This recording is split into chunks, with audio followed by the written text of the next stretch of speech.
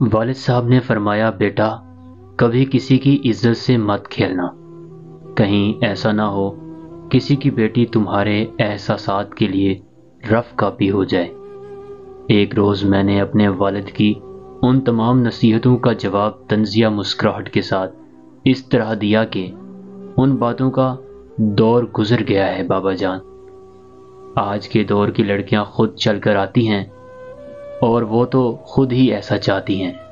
میرے والد نے میری آنکھوں میں آنکھیں ڈال کر کہا، بیٹا زلیخا تو بہت زیادہ ہیں مگر آپ یوسف بن جاؤ۔